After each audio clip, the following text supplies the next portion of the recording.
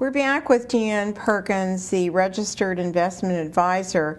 Now, that makes me feel sad in a sense on what we were talking about at the break. So if you don't have $100,000, well, just push it aside.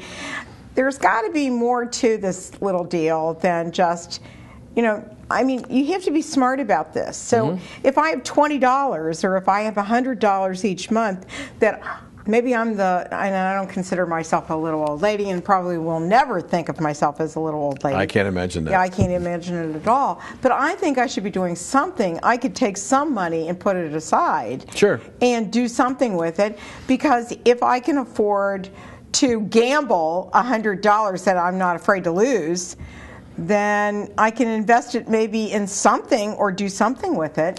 $100, and I don't mean any disrespect, Kathryn. $1,000. $1,000. Okay, let's talk about. But most people, the practical reality is, right. Here's the numbers. A third of this country lives paycheck to paycheck. They can't help that, a lot of them. Right. A third of this country has less than $1,000 in savings and investments. Okay. The other third has the rest. Now, how is a person that's living paycheck to paycheck going to set aside $20 or $1,000? They can't. They don't have the money. They can't set it aside. I mean, they've got to pay medical bills, they've got to buy food for their family, and car payments and gasoline and rent and all those other things. And that's why it's called living paycheck to paycheck, because you can't put anything away. If you're the kind that has $1,000 in the bank, which is a third of the nation, there's a possibility that you can put something to work. But as I said in our last segments, you have to set aside in liquid investments in the bank, even though you're not earning anything on it, at least worth 6 months' worth of living expenses. Where that became so prominent, Kathryn, is that when the unemployment rate skyrocketed and people lost their jobs, they were living paycheck to paycheck, or, this is even worse, they'd leverage their house by taking out a home equity loan, take the equity out before the market collapsed, the real estate market collapsed, and now they've got negative equity. And they're upside down. Exactly. And so you thought you were going to have your best. For the vast majority of people in this country, the house has always been the best investment. Not necessarily so anymore. In this environment, there are millions upon millions of people whose houses are upside down. So that safety net, that investment pool that you could sell at retirement, turn to cash, and put money to work to provide income from your retirement, that's gone. And it may never happen to our generation.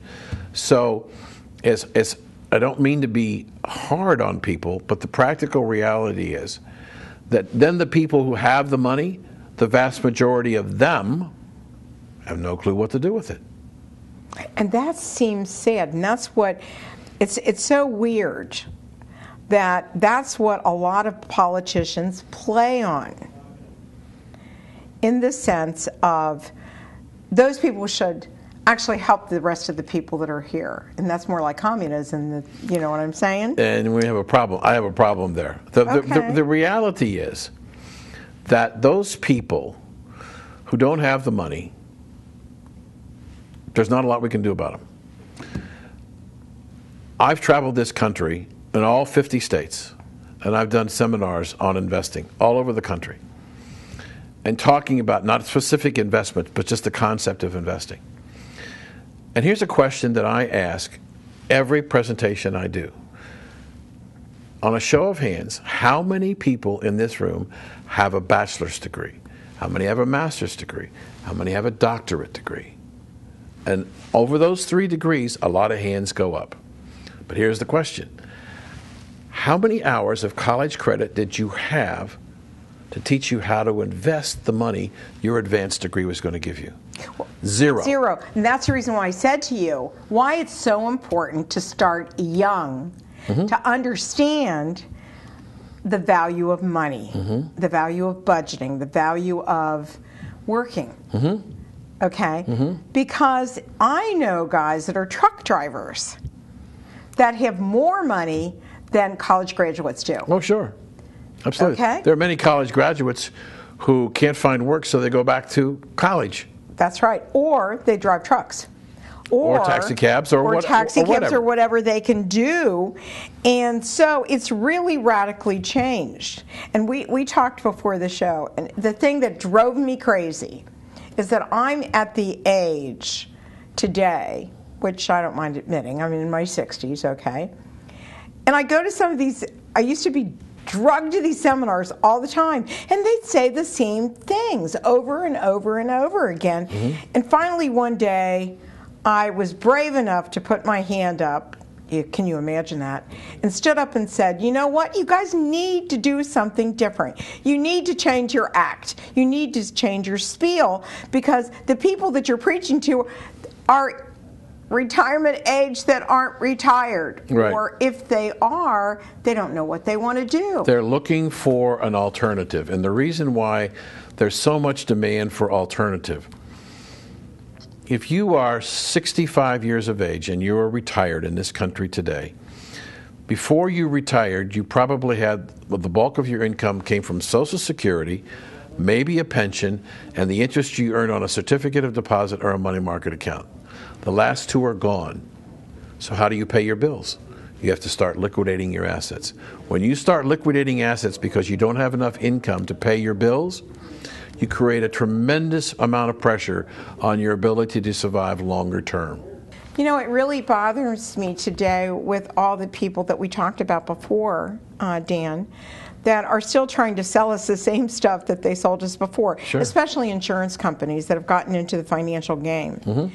I think that there's other ways you can do it, and that's the reason why financial advisors are so important to you.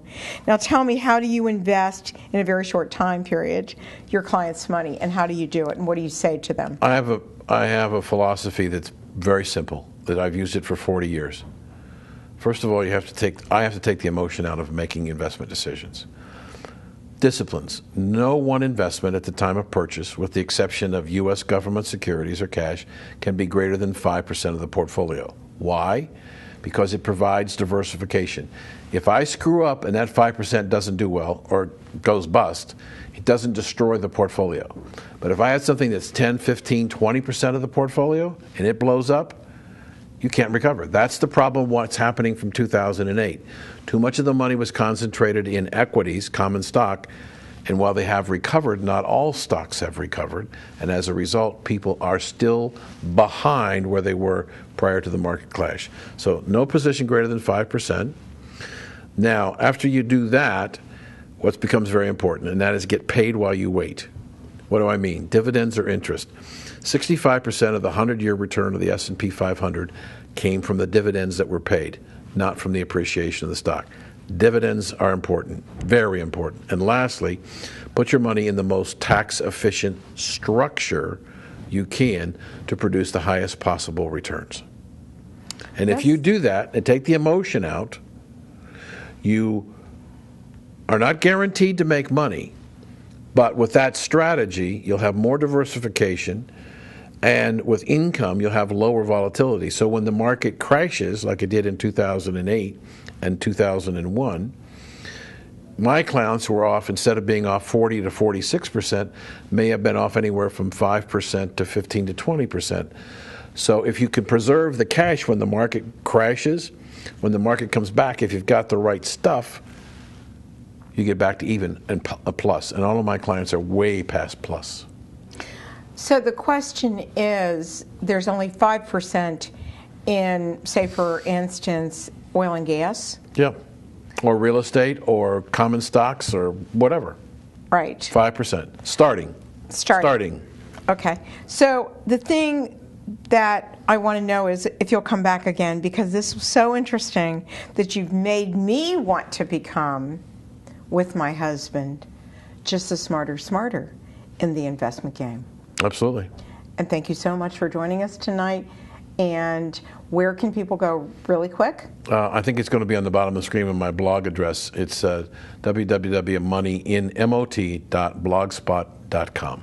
And don't forget that our website is Born B4 64. That's B-O-R-N, the initial B, the number 4, and the number 64.com. And you'll be able to see our television shows on. We're all syndicated. We're also on community access. We're on everything, including YouTube. And thank you again for joining us tonight. My pleasure, Kathryn. And we'll see you next time on Born Before 64. Don't forget to join us.